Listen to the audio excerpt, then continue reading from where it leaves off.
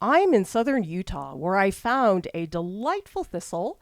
I'll be demonstrating my watercolor techniques step by step, talking about my materials and my process for capturing this tiny thistle's unique textures and colors.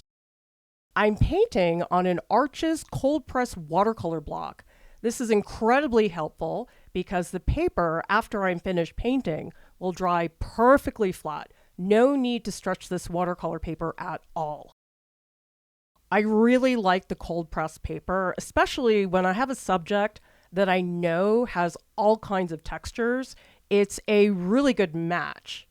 In these circumstances, I almost feel like the paper does the work for me in terms of having an inherent texture on that surface. I don't use traditional watercolor brushes. I feel like a lot of them have really specific shapes that oftentimes dictate how your brushstroke comes out. That's the reason why I use sumi brushes.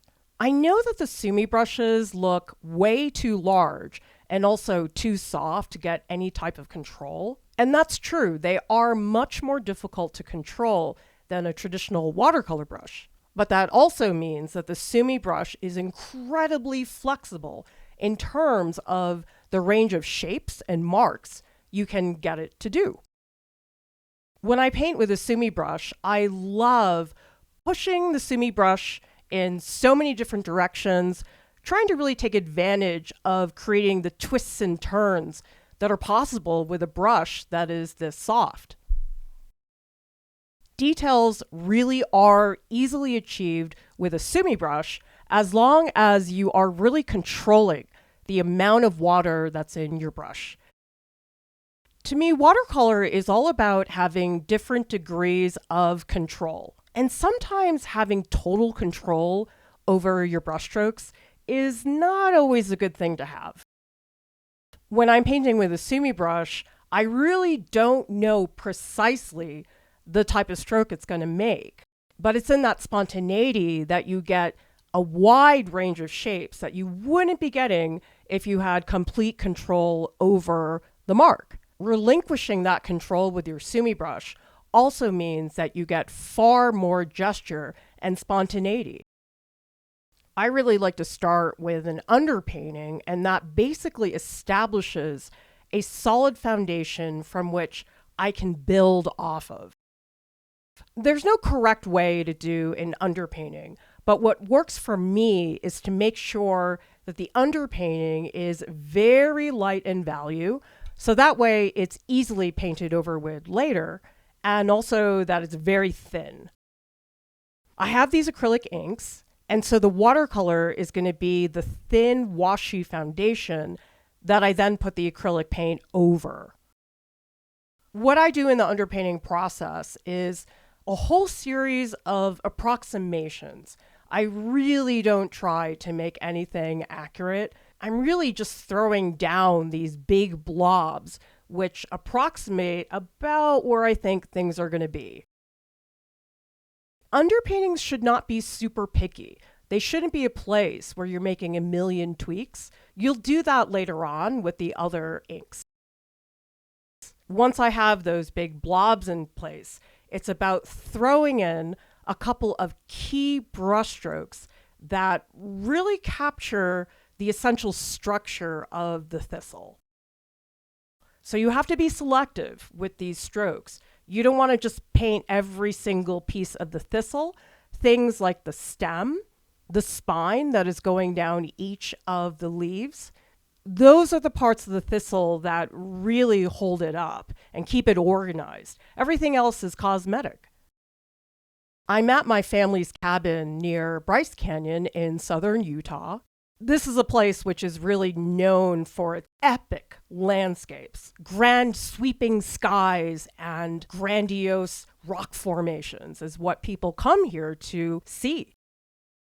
But that's also a reason why I really take the time to notice the small things at my feet that usually people don't take the time to look at. I noticed this thistle because it was just a few feet away from the cabin, and what was funny about it is it was emerging out of these little rocks in the driveway. There are plants all over the cabin, and what really stuck out to me about this thistle was it just seemed incredibly isolated. It was the only plant in the entire driveway. It almost looked like it didn't belong there. A big part of that was this very saturated purple, whereas all the other plants were quite brown and green. I'm not usually somebody who likes to paint tiny things. I guess I admired this thistle for having so much presence within this epic landscape.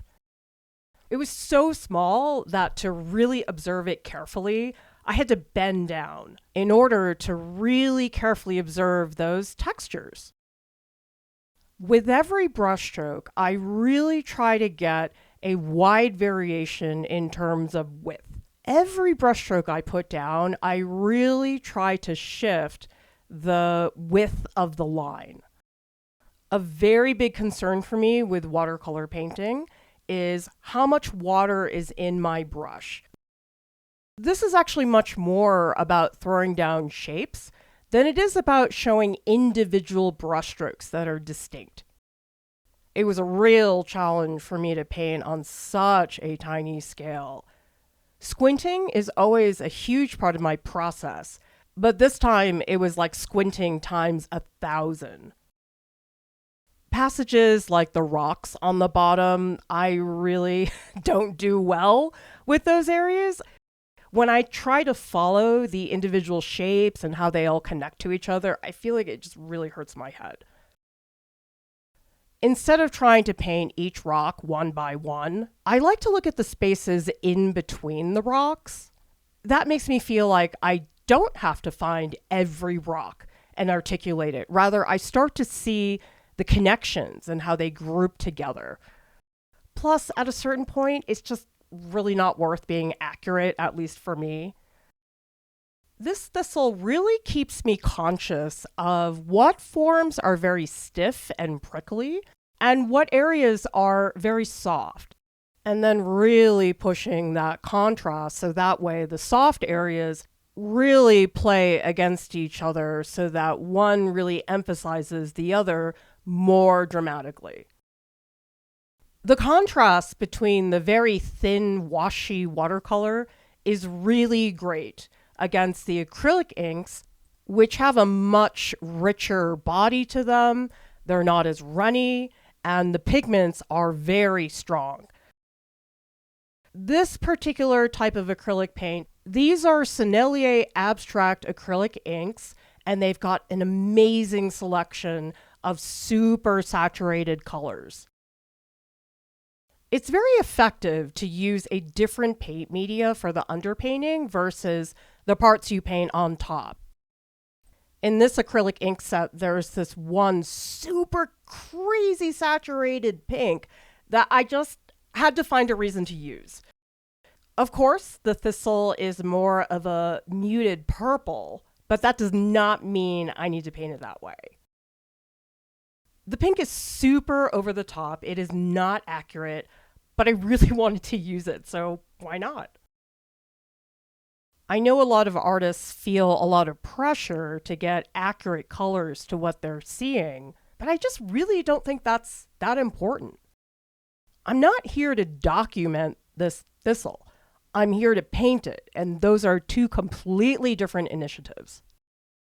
Sometimes you use a color just because you really want to use it, not because it's in the actual scene. There is also this beautiful greenish turquoise, super saturated. I had to use that. Because the colors of the green, they were more muted, more like an evergreen color, and it just didn't seem to really represent the attitude of this thistle. To me, this thistle is a total diva.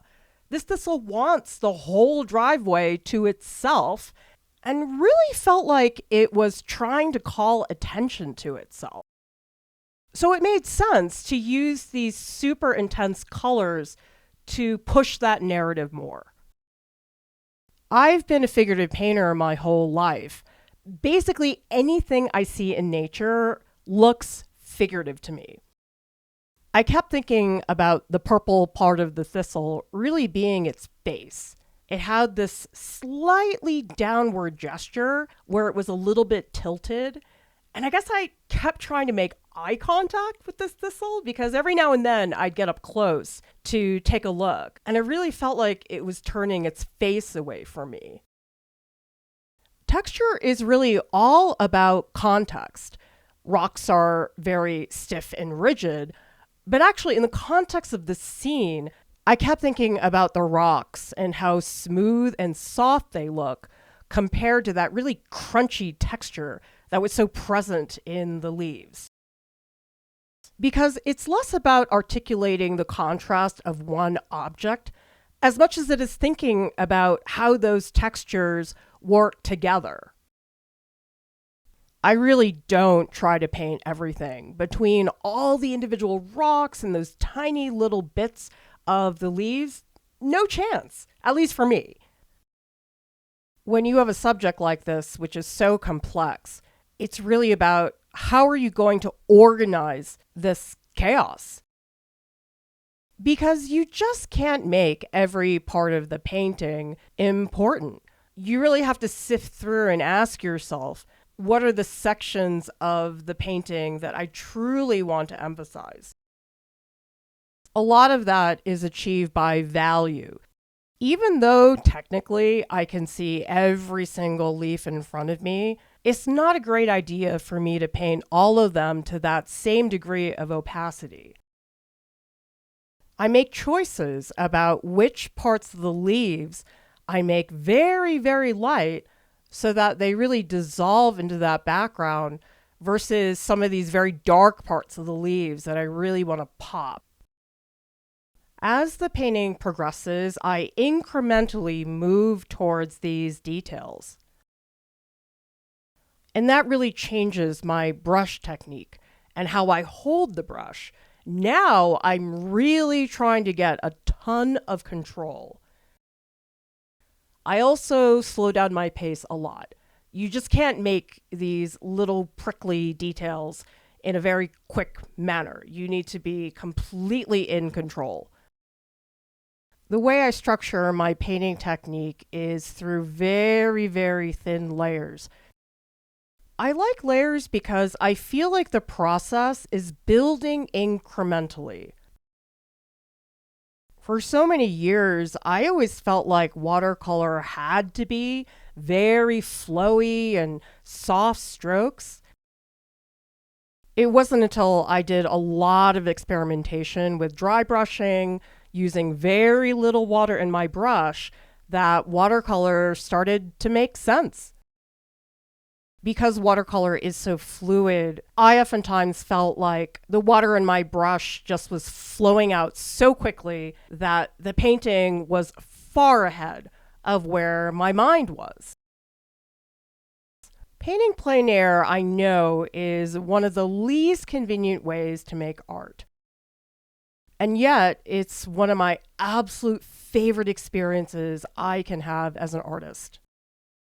I know it can be frustrating because usually your time painting plein air is quite limited.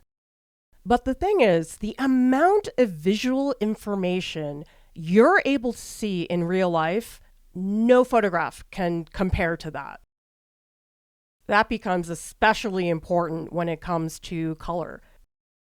Even a really fantastic photo is never going to be able to capture those subtle nuances of color that you'll see in real life. When you consider that, painting plein air is actually a lot easier than painting from a photograph. I know sometimes people really struggle with trying to see a wide range of colors beyond just the literal color of the object. In plein air, you don't have to worry about that. The range of colors, it's all there in front of you. And certainly you have to work to search for those colors. They're not going to just pop in front of you. You have to really take the initiative to try to find those color variations. But it's infinitely easier from life as opposed to from a photo.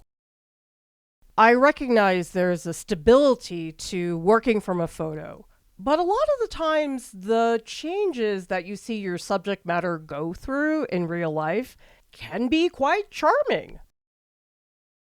Sometimes, if I'm not sure that a particular subject plein air is going to work well, I'll do a very quick study so that way I can gauge whether it's really going to be viable. The day before I started this painting, I sat down and did a very quick watercolor sketch. At the time, I kept thinking about how vibrant and almost spastic the gesture of the leaves were. The purple part of the thistle was really looking downwards, and it had these leaves that were behind it moving upwards to the sky. It really looked like this thistle had been choreographed, and I loved that lyrical, graceful quality. The next day, I come back to this thistle to paint, and the entire gesture had completely changed. It didn't really feel like a dance like it did before, because the face of the thistle was now moving all the way up, wasn't looking down anymore, and the leaves were bending down instead of upwards into the sky. I was pretty sad at first that I had lost that beautiful gesture from the day before, but then I thought, it's okay, this thistle is behaving differently today, and so I'm going to have to shift my means of painting it. By seeing that thistle on 2 different days, seeing how its mood totally changed from one day to another, that's the kind of experience that no photograph is ever going to give you. It really made me think about the thistle as a living, breathing organism that had a different mood depending on that day. That's what real life gives you, an experience of a subject as opposed to just describing to you what the scene visually looks like.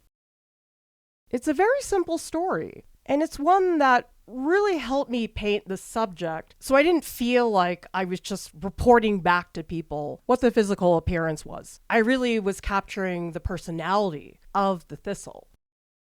Next time you paint from life, try to find that narrative of your subject, no matter how simple it may be. That gets us out of the mindset that we have to paint things accurately. So what happens is I fuss less about my watercolor technique, and I get much more invested in showing this personality of this diva thistle in southern Utah.